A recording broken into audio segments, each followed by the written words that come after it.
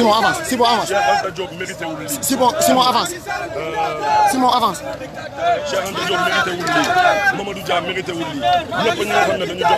Donc deuxième live moo ngi noonu. Simon ñëw na moom tamit. Simon ñëw na. donc continué wu ci biti man bus naa ëllëg bu ñu laajte bu ñuy voté loi bu mel nii Simon fan nga newoon donc loolu tax bi ñu leen ko may. lan ngay wax Macky Sall en tant que tel. Macky Sall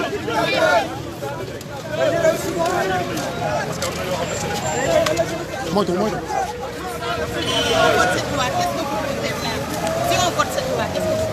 On va continuer à manifester.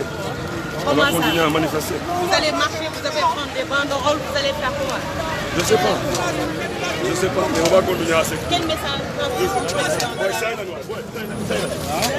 Boy, gars, silent.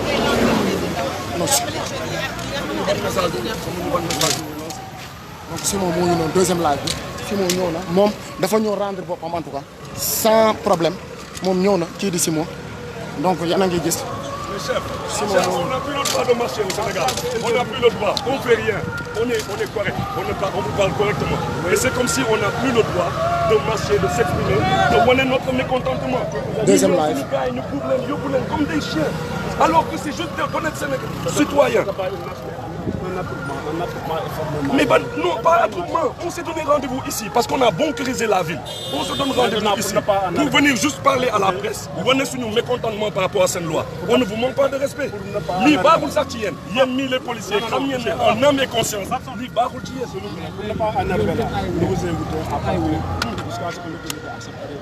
Non, c'est ce qui se passe. Moi et nous, on a pris la responsabilité de dire aux Sénégalais, venez à la place de l'obélisque. Mënuñu ñëw nag nekk place ñoom ñu ñëw fii te duñu fi fekk. Loolu gàcce la. Non, honnêtement, moi je compte y rester. Donc Simon tamit arrêté nañ ko mais même donc Simon tamit arrêté nañ ko yéen a gis ah Simon ne moom loxo yi dafa def yëkkati loxo yi ndànk Simon moom tamit arrêté nañ ko Simon arrêté nañ ko. mënuñu waa Sénégalais yi ñëw place de l'obélisque ba pare bu ñu ñëwee duñu fi fekk xam nga c'est un minimum quand même mënuñu waa Sénégalais ñu ñëw te duñu fi fekk. donc Simon moom tamit arrêté nañ ko. Simon Sénégal da ngay marché léegi ñu double. Simon arrêté nañ ko continué leen à partager live. loi bi nii Simon arrêté nañ ko yéen seen bopp xam ngeen. Simon arrêté nañ ko yéen seen bopp xam ngeen ne lii Simon arrêté nañ ko mais ba kañ. gis nga Sénégalais yi ba kañ. jusqu'à quand. amul moom deful benn problème. jusqu'à quand lu waay def ñu pour yóbbu la comme si yow. deful instant nii. deful benn problème. tu es un bandit, tu es un voyou. moom gis nga loolu lay wax loolu. moom on loolu se lay bat wax pour vous tous. nee na on se bat pour nous tous. kii mooy Simon quel courage quel courage quel courage quel courage. Il y a un autre citoyen qu'on ignore encore son nom moom tamit arrêté nañ ko xamuñu nag d'abord kan la kii ñu ne il est malade fara lui il est malade ndeysaan moom dafa feebar ñu ne il est malade dafa feebar waaw dégg nga nee na malgré tout ça nee na il est venu pour manifester nee na il est venu pour manifester parce que cette loi elle est interdite donc dañuy dem continuer jël Simon donc gis ngeen dank rek gaaw donc gis ngeen Simon moom deful benn résistance moo ngi ñëw daal di yànk dem jël dugg moom tamit donc dañuy continuer toujours dem ñuy continuer jël moom dugal nañ ko moom tamit ci escadron bi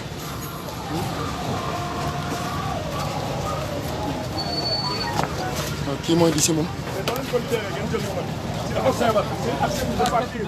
Il part. Youssou dafa malade, il est malade. Man ma jël ko boy kaay. Boy, dama la ko ñaan waay bàyyi ko ñu yàlla kaay. Non, na wàcc. Damay yëg, wallahi damay yëg. Non,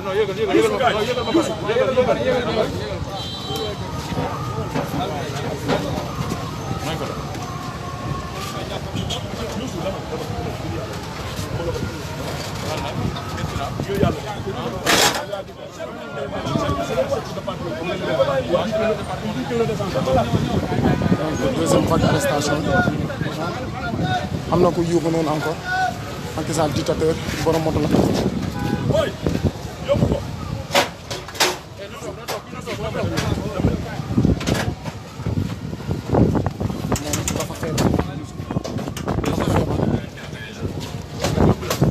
dafa feebar Youssou dafa feebar moom gis nga mbir mi moo ngi noonu Youssou moom ndeysaan dafa feebar mais malgré tout ça nee na nañ ko jàpp ndeysaan man mii tey am naa li nga xamante ne yëg nañ ko malgré maladie bi nee na moom day dem loolu la wax il continue ndeysaan c'est ça le Sénégal quel courage quel courage. Ce qui est en train de se passer on ne l'acceptera pas en aucune manière. mooy à tous les Sénégalais ñu ngi wax Sénégalais yëpp mooy seen kër yi ñëw ndaxte lii bu jàllee kenn dootul amati kenn dootul def ci dara sama tey kenn bu jàllee kenn dootul mënut ci def dara parce que fu nekk nii réew mi li ci bëgg a def donc gis ngeen ndeysaan quel courage moom Sénégalais ñu ngi continué dictateur la. il est grand temps nous le peuple sénégalais ñu taxaw wax de réagir face à ce régime parce que kii pareegul lii moo gën a tuuti ci li muy def moo gën a tuuti ci li muy def il faut descendre l'armée ici il faut descendre la police et la gendarmerie Macky Sall dictateur parce que li leer ba leer mooy ëllëg suñu ay doom askan bi ñoo ngi noonu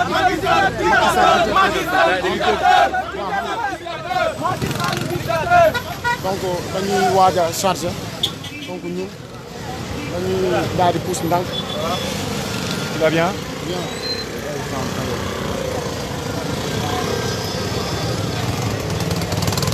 Allo.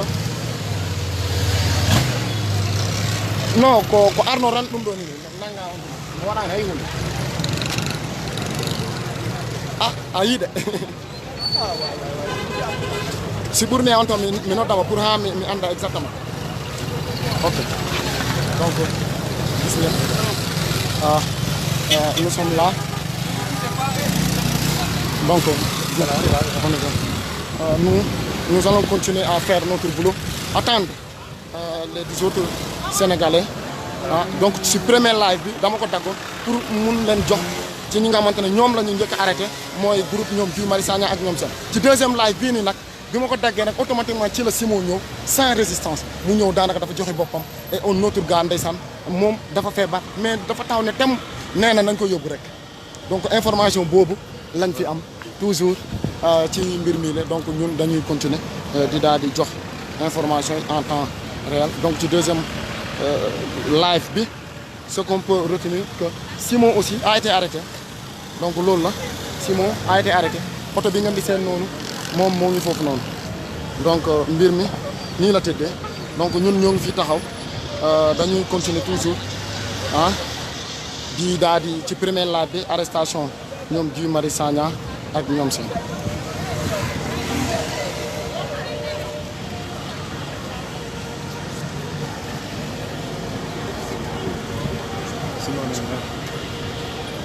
donc ñun dañuy taxaw fii di daal di continuer di jël réaction gars yi ndànk-ndànk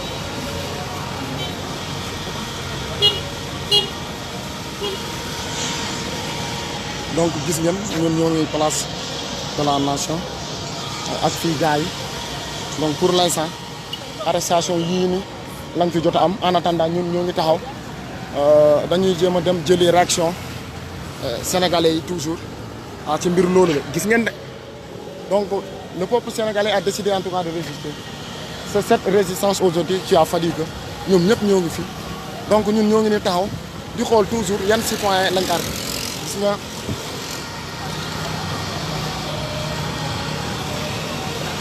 Simon moom moo taxaw noonu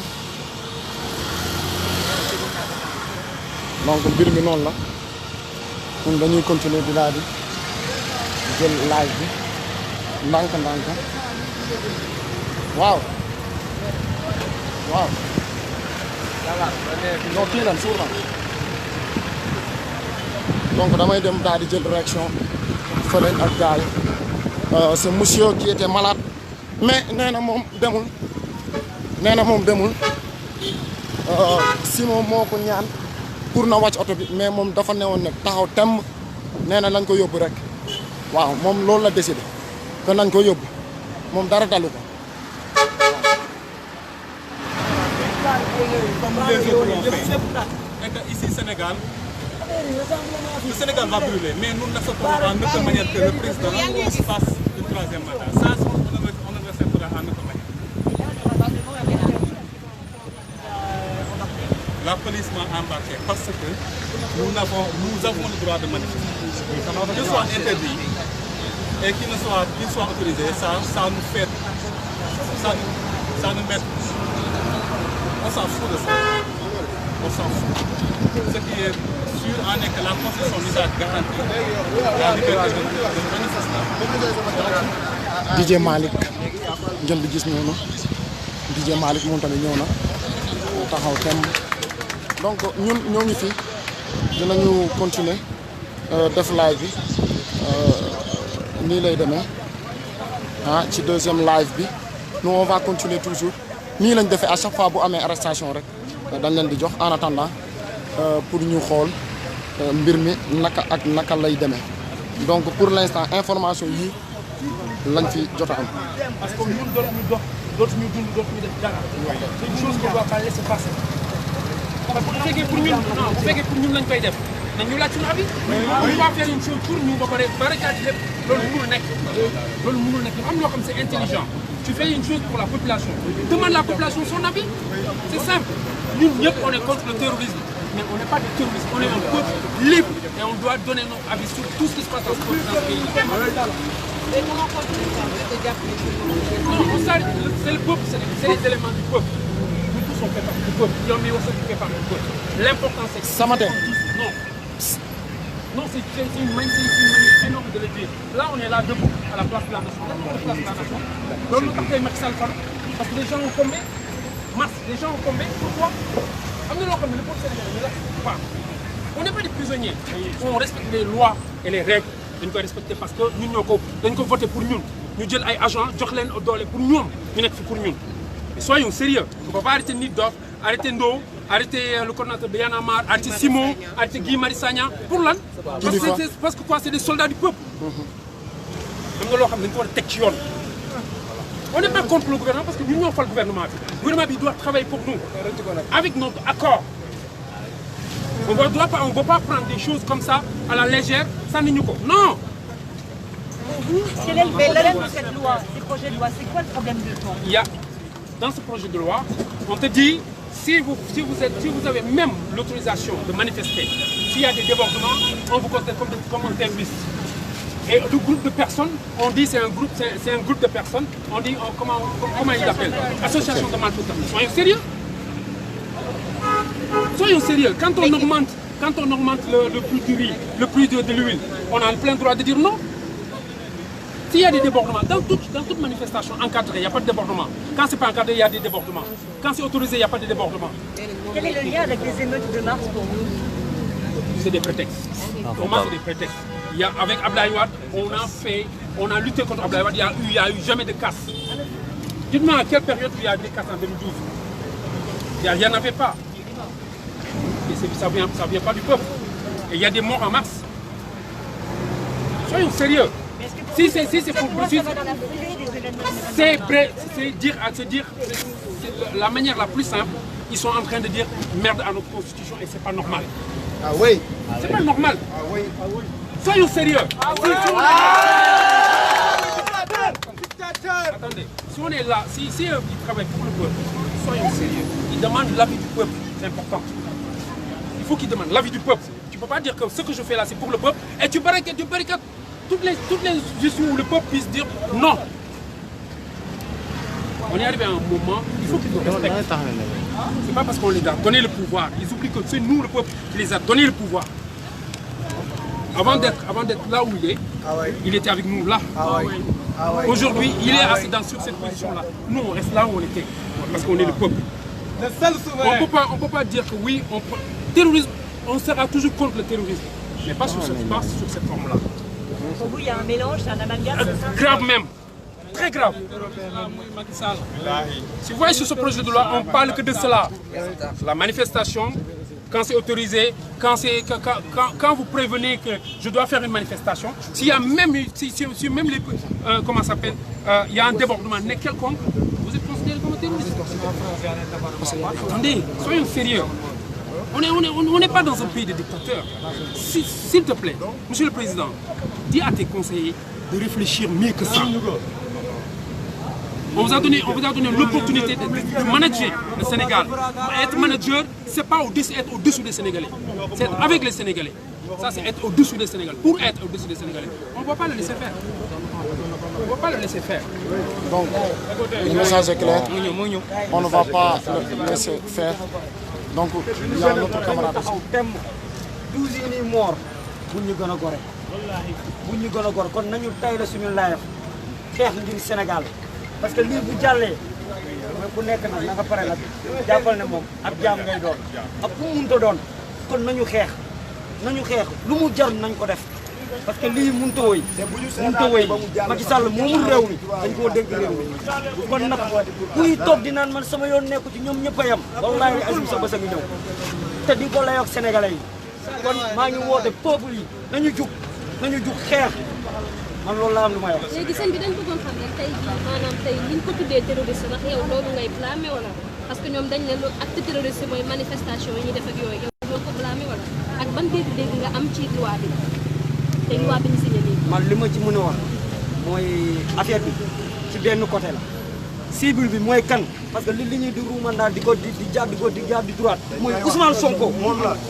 affaire bi Ousmane Sonko la mais du peuple bi du keneen te am na lu fi ñëkk a passé te loolu la ñuy bañ pour mu amaat kon pour mu amaat jàmm am ci réew mi na bàyyi Ousmane Sonko parce que affaire bi foofu la moom xam na ne Ousmane Sonko day waaj a dem nemmeeku tuur te bu demee ñu ngi dégg ñu ne dafa jël ay nervi 70 personnes pour gars yi dem songu cortège am. après bu ñu kiiyee ñu ne ko yaa woote boobaa ñu yóbbu ko prison. lu mu gën a tuuti nu de 10 ans dina ko fa def. léegi yow nit ñi nekk ci dëkk bi di xoxatal nit ñi yow loolu lan la ci. ñooñu ñooy terroriste yi. ñooñu ñooy terroriste yi. Macky Antoine Diome Malick Sall Bassirou Gueye ñoom ñooy terroriste yi. ñoom ñooy terroriste yi duñ ko nangu tey duñ ko nangu suba lu mu jar dinañ ko def pare nañ pour dee pare nañ pour dem tëddi kaso ba ñu ci dara lu ci góobee gar ko. waaw loolu la am pour wax. jërëjëf.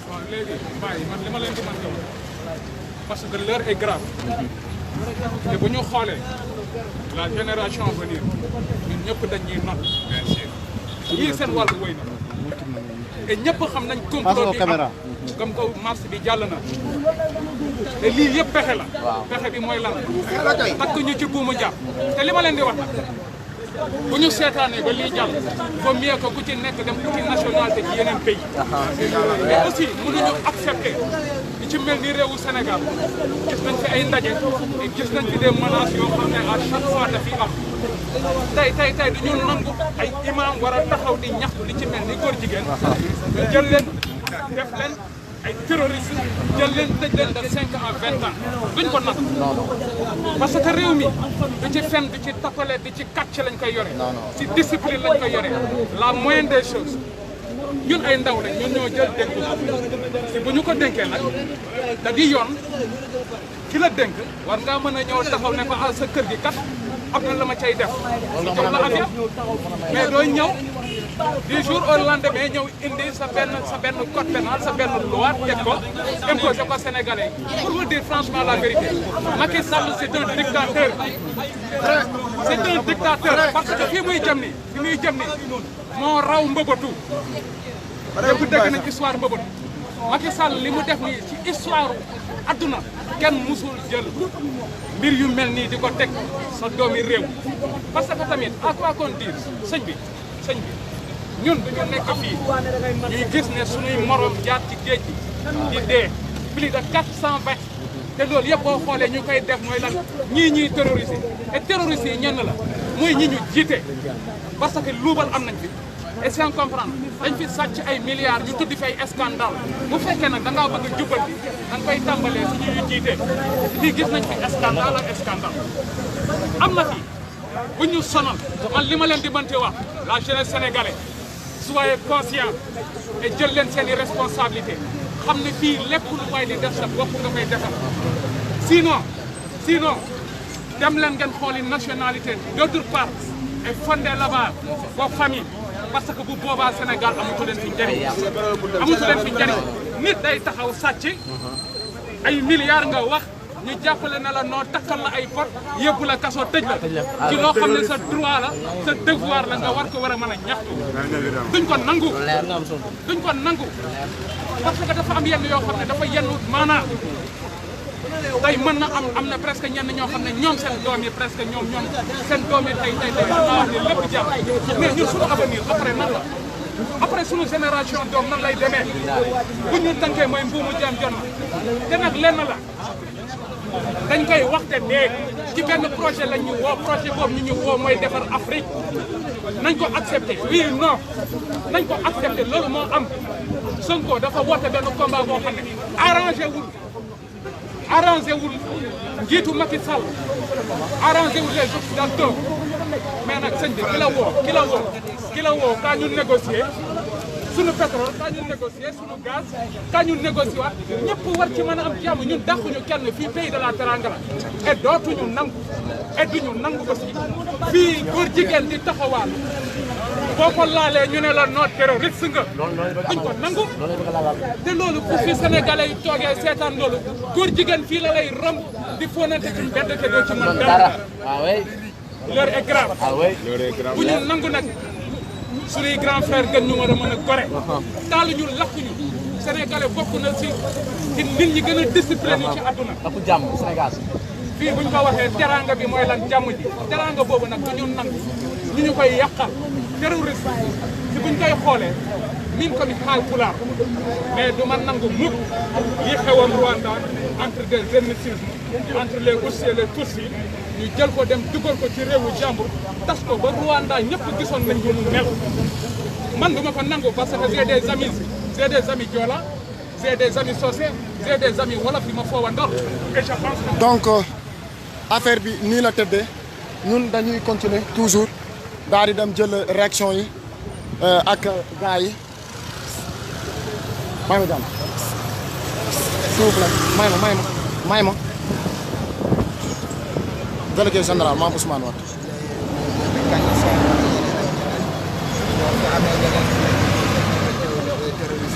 amul benn loi boo xamante ni ci àdduna bi fi ñu xamagum ci néew ci loi manifester wala yenn yi ñu ne kii kat lii bu ko defee dañ koy àtte ak terroriste amul Sénégal rek la et que vraiment ñi taxaw di défendre ne recul démocratique amul vraiment ñu ngi trahir le peuple et que pas plus tard que 2 jours ñu ngi doon wax li nga xamante ni mooy les 10 ans du 23 juin tey ñi ñu ñëwaat di ñu imposer lii c'est parce que Macky Sall ak gouvernement ils ne sont pas prêts pour génne seen xel lii la question de troisième candidature et que peut-être la jeunesse ne sera pas faire. Nous allons nous organiser. Mais comment comptez-vous faire exactement? Nous allons nous organiser. nit ñi woo ci tey réew mi toll ñàkk ji sonn bi métti bi. Il y a Clédor Sène aussi, il est là, tranquillement. Clédor ñëw na damay daal di dem jël Clédor moom moo ñu ni yaa ngi en direct ci page Frapp France dégage. waaw. ça va Adi? Bonjour. Nous allons essayer d'aller à Bouchon Maïmouna. Bonjour, on a fait le tour des commissariats. S'il vous plaît. On va pas aller de l'autre côté. Oui, venez. S'il vous plaît. On va de l'autre côté. Guys, s'il vous plaît. May ñu. Guys, s'il vous plaît. Monsieur, venez ici.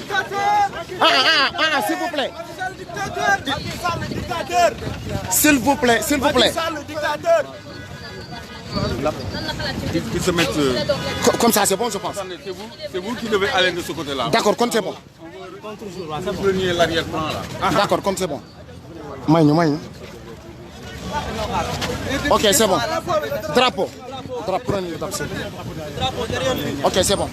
Personnellement, nous sommes venus ici parce que apparemment les députés sont en train de faire leur rôle à l'Assemblée. Ils vont faire retirer le projet de loi. Mais nous sommes convaincus qu'avec la majorité mécanique, il n'y a pas beaucoup de chance. Ce qui nous désole aussi, c'est d'apprendre qu'il y a eu des citoyens qui sont arrêtés juste parce qu'ils ont voulu venir à la place de l'Obélisque. Donc nous condamnons ça et nous sommes venus juste pour voir ce qui se passe à cette place de l'Obélisque parce que je crois que c'est la place de la nation. C'est à cette même place qu'on s'est battu le 23 juin et il est anormal qu'aujourd'hui on nous interdise l'accès à cette place. Donc moi je viens avec certains pour aller à cette place-là parce que c'est notre place. Merci. Voilà. Monsieur Clédor, est-ce que vous avez des mots à placer? Je fais juste une petite déclaration. Là. En face.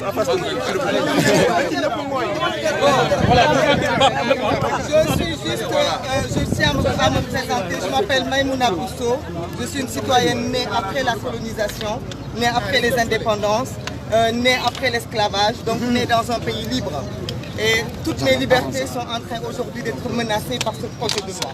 Et les députés sont en train de se battre, mais apparemment, il y a des citoyens sénégalais qui sont arrêtés parce qu'on leur refuse l'accès à la place de l'Obélisque. Donc je voudrais aussi, au nom de toute cette jeunesse, venir accéder à cette place de l'Obélisque, parce que la place de l'Obélisque, c'est la place de la liberté. Mais laissez-le parler quand même. On s'est battu ici le 23 juin. Donc on vient encore,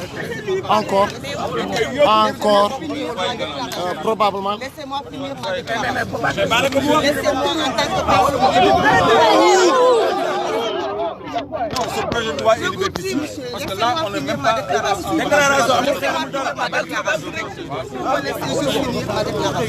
Vous me laissez finir ma déclaration. Je parle en tant que citoyenne libre. Je peux parler.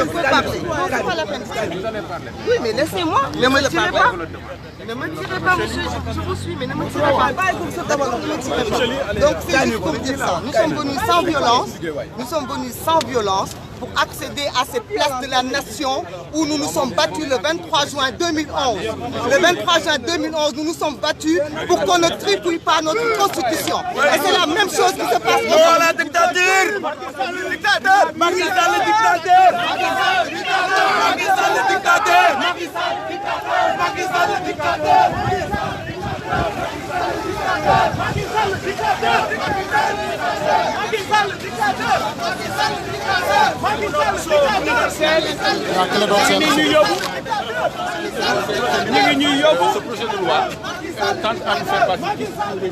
Les arrestations continuent.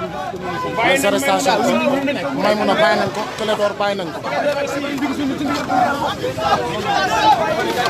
Bàyyi nañu Clédor bàyyi nañu. Macky Sall le dictateur! Macky Sall le dictateur! Macky Sall le dictateur! Macky Sall le dictateur!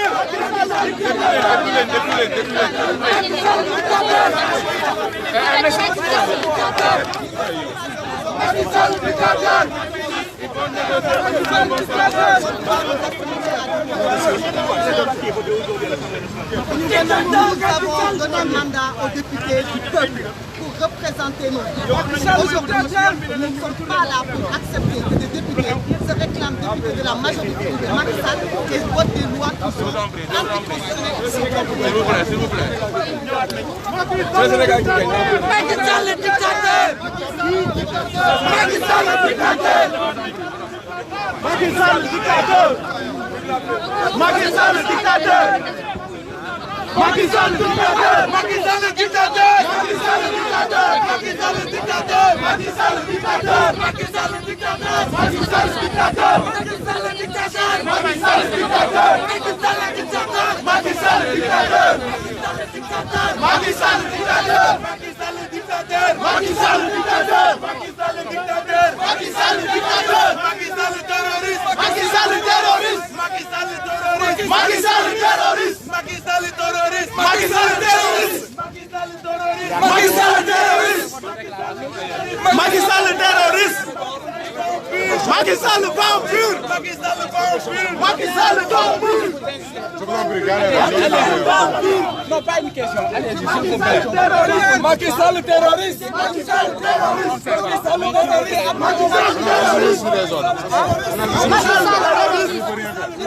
Macky Sall le terroriste! Macky Sall le terroriste!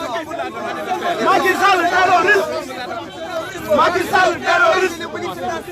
Macky Sall le terroriste! Macky Sall le terroriste! ça, pour éviter ça, vous nous laissez accéder à cette place de la nation symboliquement. Même si vous voulez, vous nous donnez 15 minutes. Après, on parle avec les gens. Vous n'avez pas le faire là-bas. Est-ce qu'on ne peut pas faire ça? Vous n'avez pas l'autorisation. On n'a pas besoin d'autorisation pour être des citoyens. C'est pas une question de citoyenneté, madame. Vous plaît, c'est pas une question de citoyenneté. Vous vous invitez quoi? Macky Sall, le dictateur! Président d'un mouvement citoyen. Merci beaucoup. Macky Sall, Macky Sall, le terroriste! Macky Sall, le terroriste! On va aller à la place de l'Obélisque. Nous allons reculer. Après, aller à la place de l'Obélisque.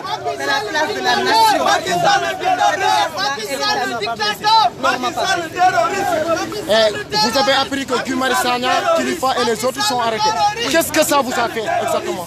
Ça nous donne tout simplement l'envie de faire comme eux. Nous condamnons cette arrestation-là. Et nous disons que il doit être arrêté, que nous tous nous soyons arrêtés. Je rappelle que Guy Marius Sagna a été un peu brutalisé. Nous allons aller le voir, mais pas pour le visiter. Sa place, la place de Guy Marius Sagna n'est pas en prison. Qui a été arrêté. On voit encore d'autres arrestations. Nous allons continuer à prendre. Macky Sall, le terroriste!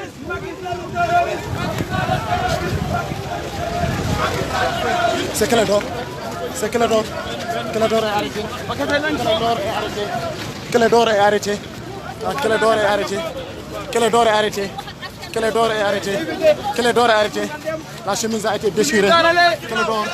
Clédor aussi. Clédor aussi.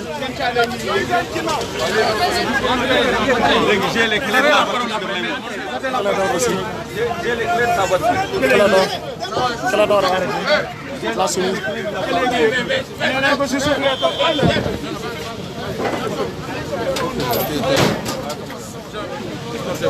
D'accord. Donc on demande à la presse aussi. Lui aussi il a été arrêté. Une autre arrestation. Hein?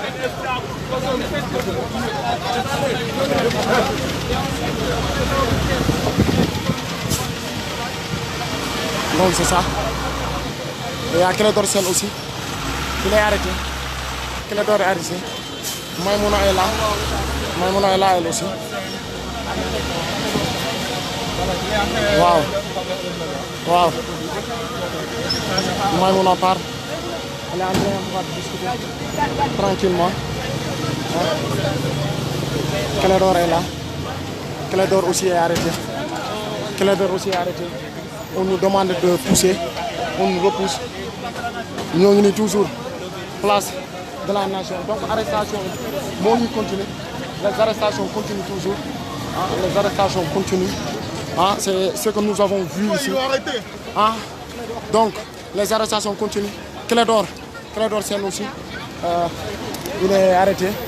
Donc pour l'instant encore, information yi lañ fi jot a amagum maanaam arrestation yooyu noonu ci nga xamante ne donc askan bi ñoo ngi yuuxu ndànk-ndànk Macky Sall terroriste, Macky Sall dictateur yooyu noonu de lañ fiy dëgg.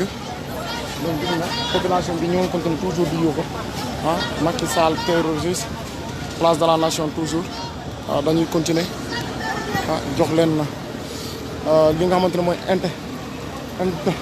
intégralité loolu arrestation moo continue toujours. Clédor arrêté nañ ko arrêté nañu gars yi on continue toujours d'arrêter des citoyens donc c'est ça aussi information yooyu noonu lañ fi am aussi toujours mooy arrestation yi nga xamante ni jox nañ ko loolu moo am fii aussi donc dañuy continuer toujours donc gis ngeen xale yi ndaw ñi commencé nañu saccager waaw dañuy daal di jéggi ndànk-ndànk daal di dem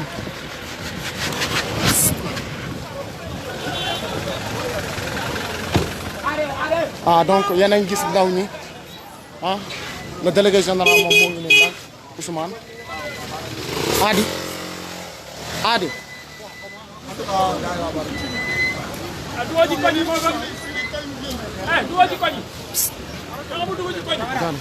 waaw Adi Ousmane Ousmane, Ousmane.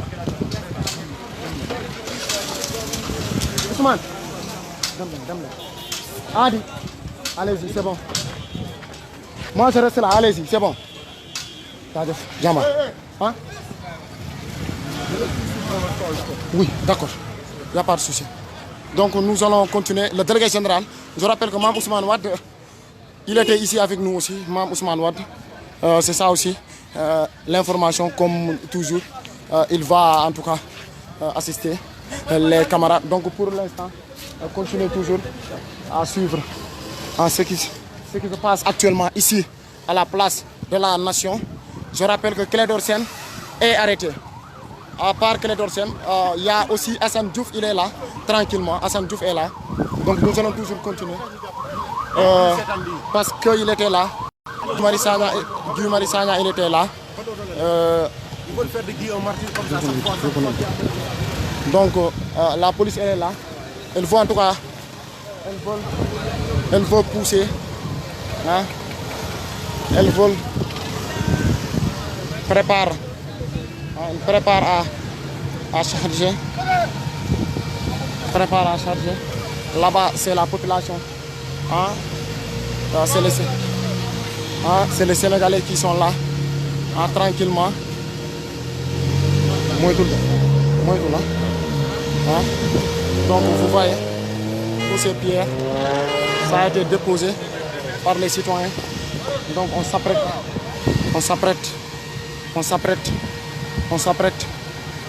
à charger. Ce sont ces informations. Il y a le peuple qui est là. Ils vont essayer de pousser certains camions. Donc ce qui veut dire que les choses ont démarré. Les choses sérieuses viennent de commencer. Donc ça va continuer encore et encore. Donc voici les pierres. Vous voyez toujours. Donc comme information, camarades Guy Marius Sagna, Clédor Sène, ainsi que tous les autres, ils sont arrivés. Donc nous tranquillement, nous allons essayer de faire notre boulot, c'est-à-dire informer cette population, pour toujours continuer à partager encore et encore. Nous allons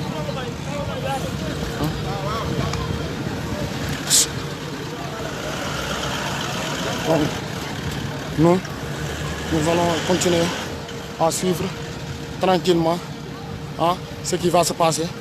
Donc nous allons continuer.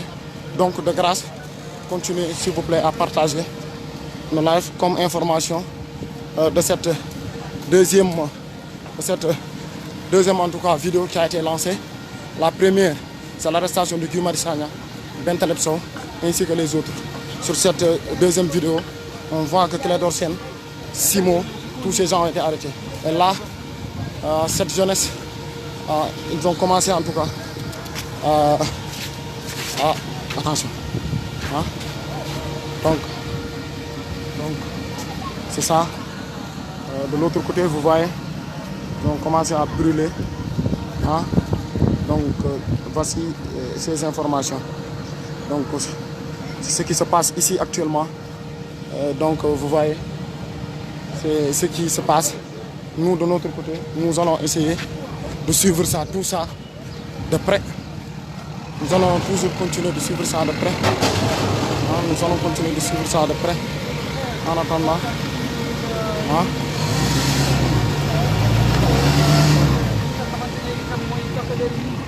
Gis ngeen ndaw ñi commencé nañu taal. Ndaw ñi commencé nañu taal. mu mel ni mbir mi dafa commencé jël beneen ampleur, dafa commencé jël beneen envergure. Gis ngeen nii de ndaw ñi ñoo ngi continuer ndànk gis ngeen donc lii moo fi am. Donc ñoom commencé nañu taal. Gis ngeen ndaw ñi ñoo ngi reculer tuuti mais toujours taal nañu pono, commencé nañu taal. Donc dafa mel ni dafa bëgg a charger donc information yooyu moo fi am donc jàmbarloo bi dina commencé moom loolu moom amul wax jàmbarloo bi léegi mu commencé gis ngeen ah ñoo ngi fii toujours ci place de l'Obélisque ah gis ngeen ah gis ngeen ñoom ñëpp ñoom dañuy continuer ah gis ngeen su lii mooy wax ñoo ngi nii di pousse affaire yi ndànk-ndànk lii lañu commencé taal ndaw ñi ñoo ngi ci ginnaaw taal bi donc ñoom ñoo ngi ci ginnaaw gis ngeen donc beneen dispositif moo ngi nar di ñëw ci ginnaaw ah dispositif bi moo ngi ñëw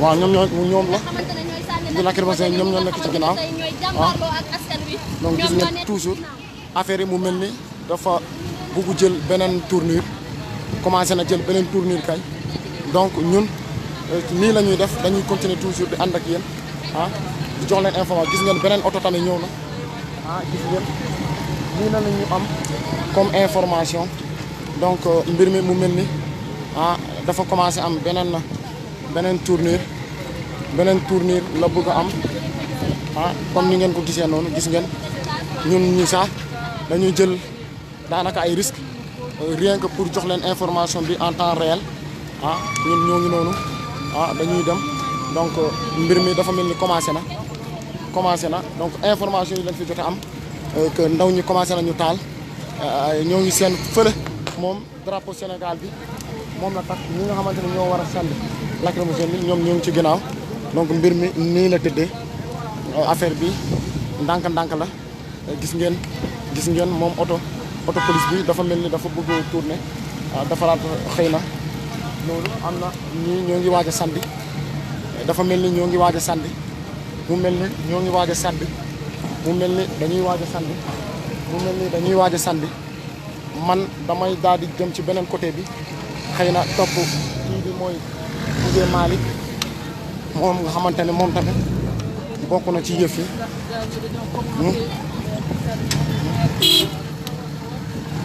gis ngeen ñuy daal di ñëw ndànk-ndànk ñu ngi reculé policier yaa ngi topp jeunes yi ñu ngi topp jeunes yi instant yii ba presque moom bàyyi nañ ko ba presque moom bàyyi nañ li nga xamante ne jeunes yi ñoom ñoo ko def ay balit na nga fi gis ay xeer ay taal pono moom moo fi nekk bu ñu def rek ñu bàyyi leen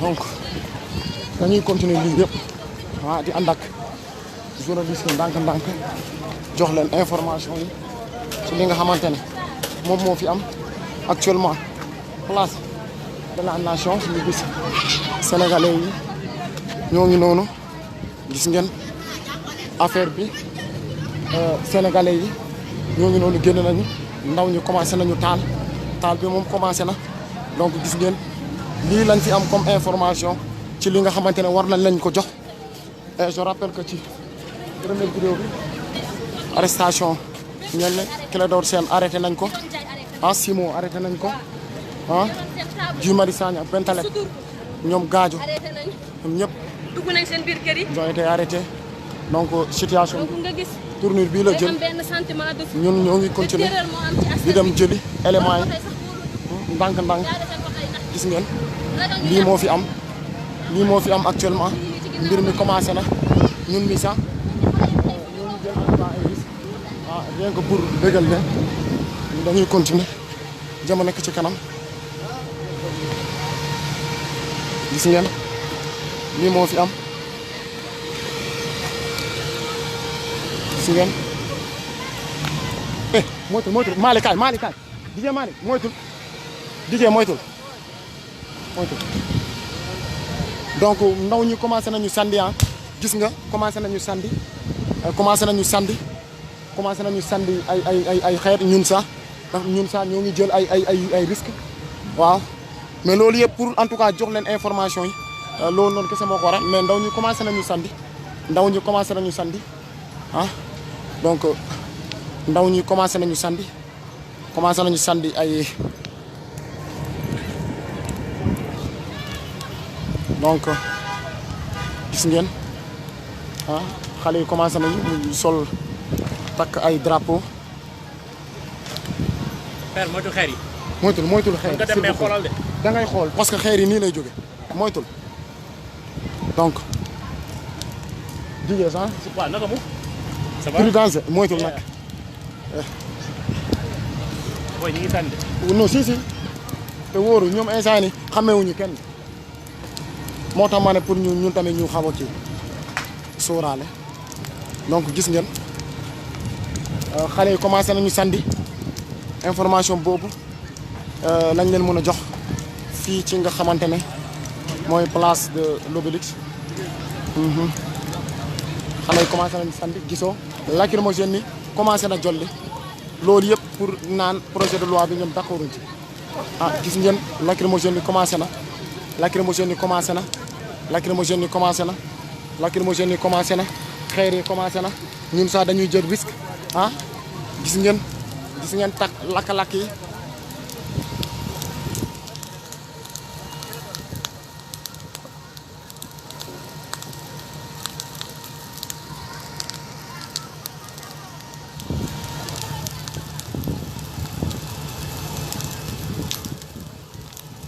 ngeen lii moo fi am lakk-lakk yi gis ngeen ndaw ñi commencé nañu sandi gis ngeen de ah citoyen yi ah xoolal lii rek xoolal ma lii ah ma ne ko Sénégal cey Sénégal ah donc affaire yi moo ngi noonu continuer leen di partager live yi en attendant lii information bii lañ leen mën a jox ah ci li nga xamante ne ndaw ñi commencé nañu sandi c'est bon ah dañuy avancer ndànk-ndànk ànd ak rythme gars yi donc pour l'instant information yi lañ leen mën a jox lacrymogène yi commencé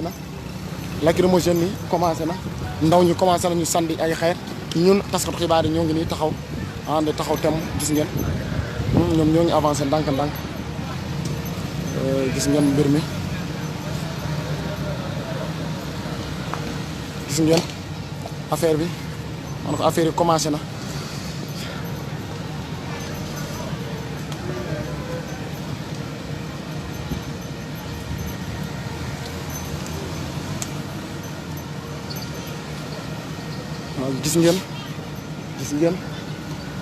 gis ngeen donc lii lañ leen mën a jox fii comme information affaire yi commencé na ah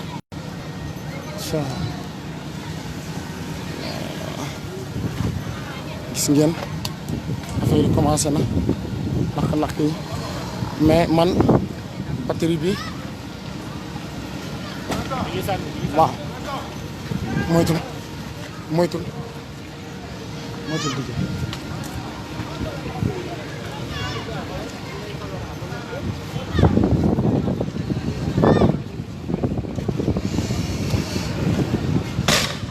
commencé nañu sandi xale yi ñoo ngi nii ci côté daanaka ministère de la communication la waaw côté boobu la gis ngeen ñoo ngi commencé tirer lacrymogène ni moom mooy naaw noonu mu mel ni affaire yi commencé na gis ngeen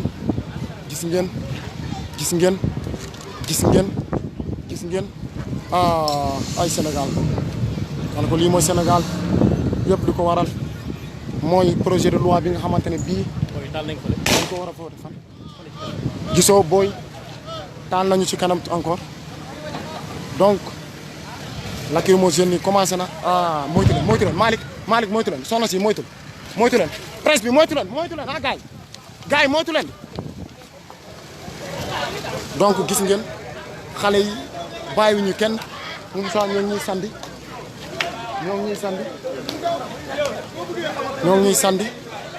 gis ngeen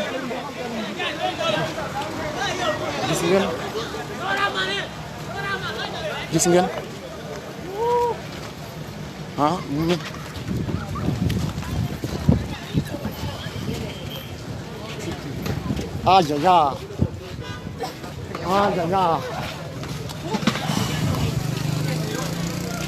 pardon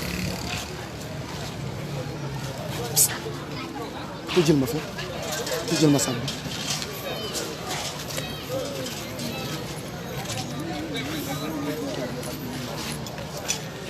tëjal ma pare donc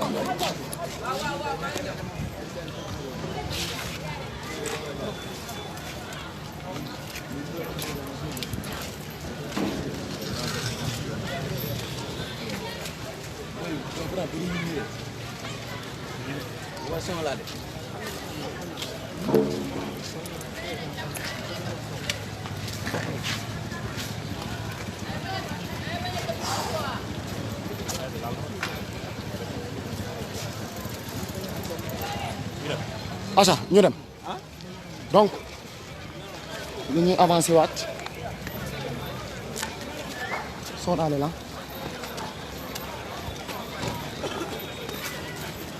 donc ñun ñoo ngi jël ay risques waaw mais rep pour bégal leen jox leen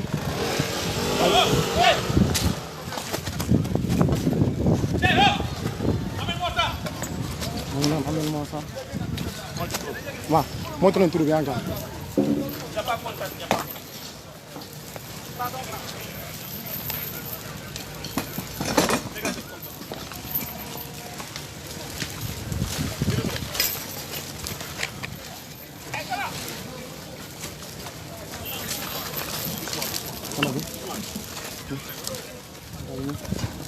on va commencer.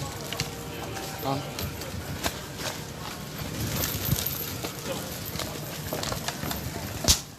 Gis ngeen moo ko ñoo ngi booru ministère de la communication ndaw ñu commencé nañu baara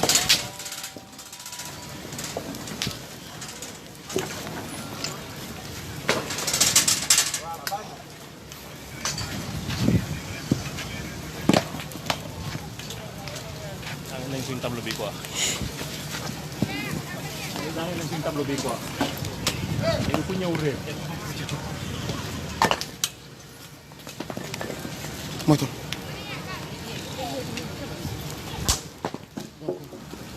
ñun suñu liggéey rek la ñuy def jox leen information gis ngeen ah gis ngeen ñoo ngi booru ministère de la communication donc ndaw ñi foofu tamit taal nañu foofu baare nañu lii moo fi xew donc nii la ñuy def dañuy continuer waaw moo ngi naan nañu avancer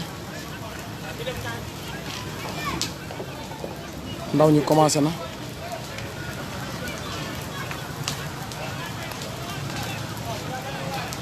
gis ngeen ci ginnaaw lakk-lakk yi yëpp gis ngeen mel na yëf yi commencé na waaw affaire yi commencé na gis ngeen ah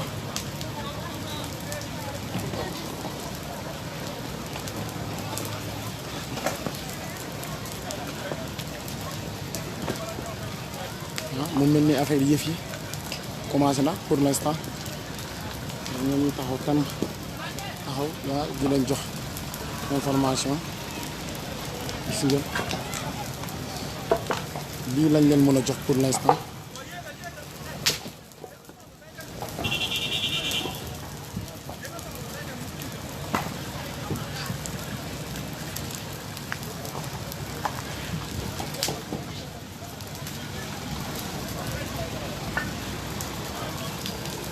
dañuy commencé nañu xale yi ñoo ngi sandi toujours ndaw ñi ñoo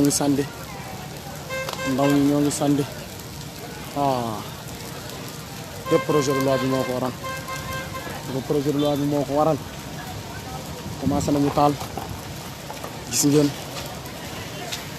ngeen yëf yi nii la tëddee donc ñun ñoo ngi fii toujours ah jox leen information yi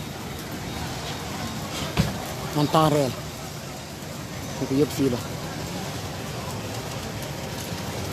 donc beneen groupe policiers yi ñoom ñoo nekk noonu ñoo ngi seen ne ay croix rouge tamit ñu ngi ñëw ndànk-ndànk ñu xaw a jël d'abord tuuti pause ndax ndaw ñu xoolal li ñu def gis ngeen ñu dem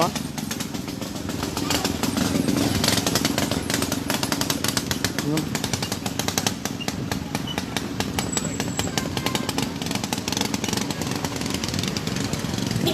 daal di dem ndànk-ndànk gis ngeen li ngeen di gis fële gis ngeen donc lii lañ fi mën a am ñoo ngi bóoru ministère de la communication donc gis ngeen ndaw ñi donc lii moo fi am lii lañ leen mën a jox comme information policiers yi ñoo ngi avancé ci seeni kanamu ndaw ñi ñu tamit noonu la ñuy daal di def di topp gaa yi ndànk-ndànk di ànd ak ñoom ndànk ñu gis seen fële benn ndaw yor benn drapeau Sénégal moom da dawul gis ngeen moo nekk noonu gis ngeen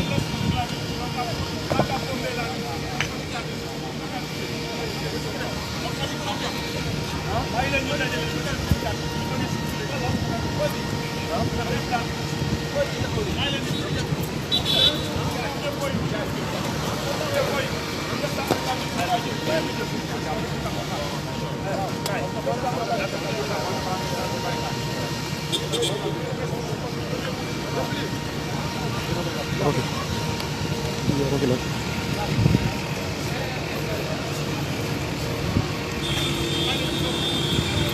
donc ñun ñoo ngi nii ci digg rond-point bi lañ nekk donc gis ngeen de ça affaire yi mu mel ni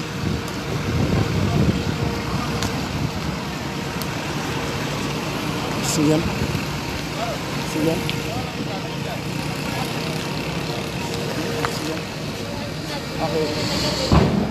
côté bële tamit côté ICAT bi dafa mel ni côté ICAT la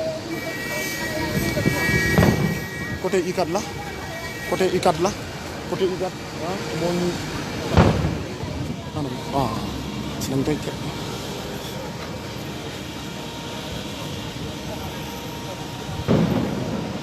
côté ICAT la bruit bi ngeen di dégg noonu ñooy xeex tamit quoi. waaw loolu côté ICAT la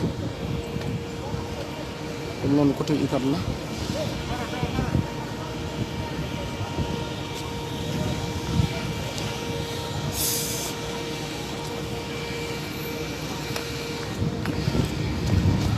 mu mel ni ñoo bëgg a sànni lacrymogène ñun dañuy puus ndànk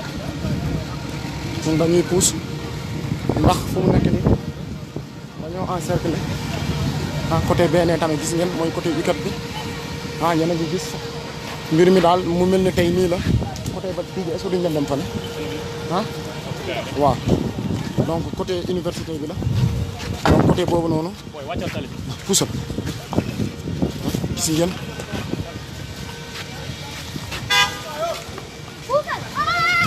dige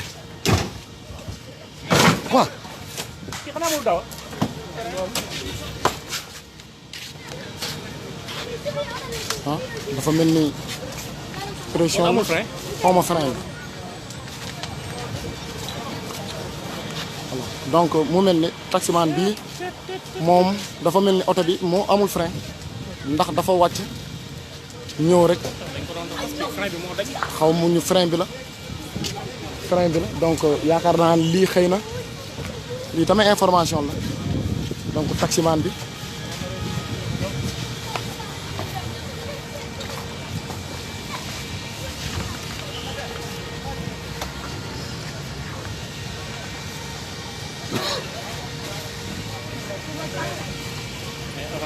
waaw ñu dem bu fenn après ñu ñëw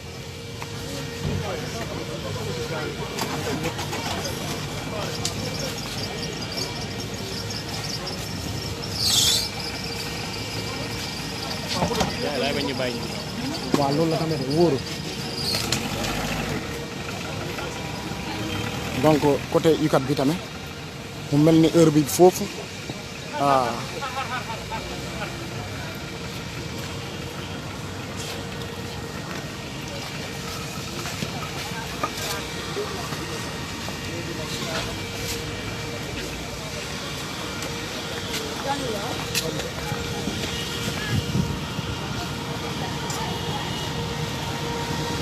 donc gis ngeen ñun dañuy daal di dem ci côté ministère de la santé ministère de communication ngir taxaw temb jox leen lépp information bi nga xamante ne mën nañ leen ko jox ndax lii mooy Sénégal gis ngeen tey 25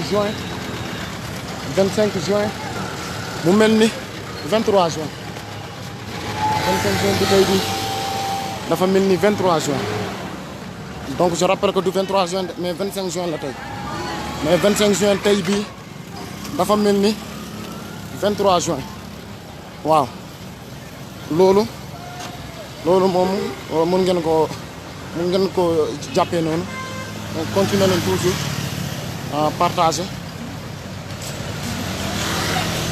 gis ngeen donc ñoo ngi booru ministère de la communication côté ICAT moo ngi tàkk jot nañu information boobu fii nii tamit noonu la ah donc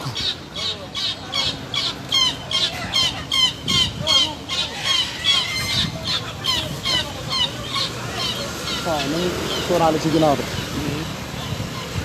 tamkaay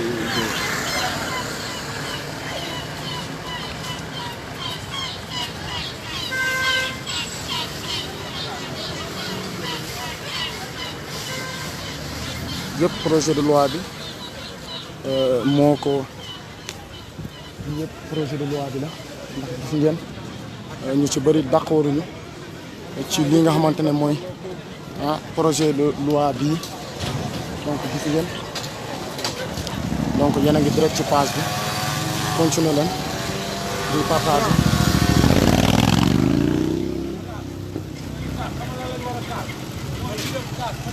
mu déposé candidat présidentiel lii ñuy def yëpp c'est des détails lii ñuy def ni c'est des détails xam nga lu gën a important ñu dem lijjanti Macky Sall bu mu déposé 3e candidat loolu la ñu war a dindi Macky Sall dafa ne woon ñaari mandat lay def léegi mandat 5 ans si lañ nekk nii beneen mandat 5 ans bu ñu sàgganee nag dinañ ko def loolu la ñu war a génn kaas yi ñuy kaas ay terroristes yooyu yëpp pour nax ñu la pour ñun ñëpp ñu def suñu xel ci affaire yooyu bañ a def suñu xel ci affaire u 3e mandat bi nag par force conseil constitutionnel da koy valider pour Macky Sall parce que loolu moo normal loolu nag lañ war a dem kaas conseil constitutionnel lañ war a dem kaas pour Macky Sall teel a définir moytu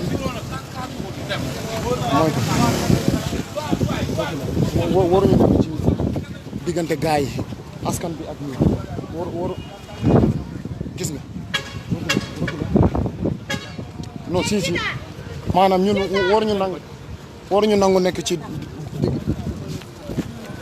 ñun waruñu nekk ci kii bi de digg bi de wóorul quoi waruñu nekk ci digg bi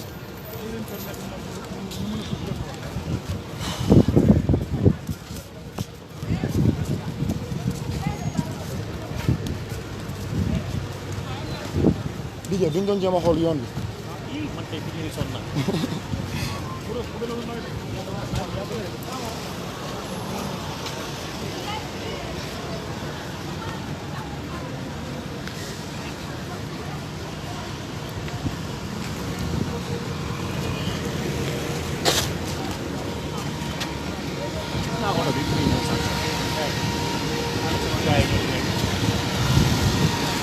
gis ngeen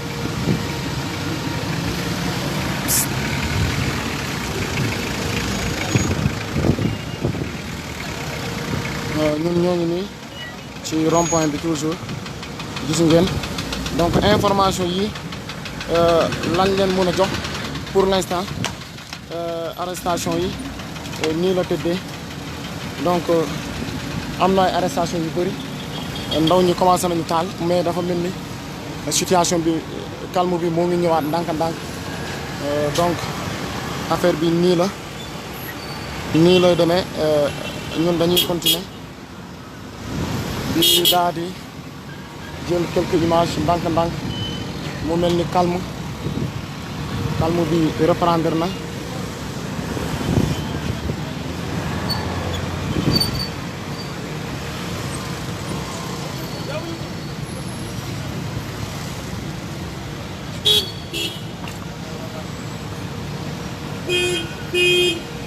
Donc information yi lañ jot a am dañuy bëgg a reprendre at fale dem ci place l'Obélisque.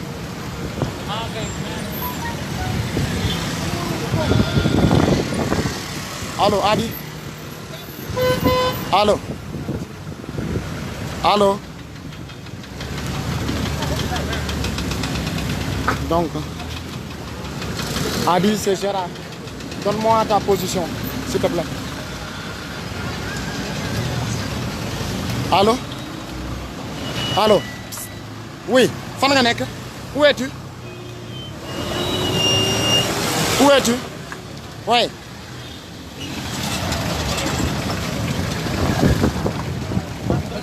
Tu es rentré?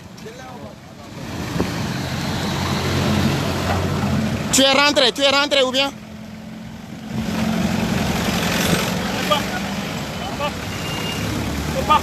Bon, parce que au fait, moi j'ai terminé ici.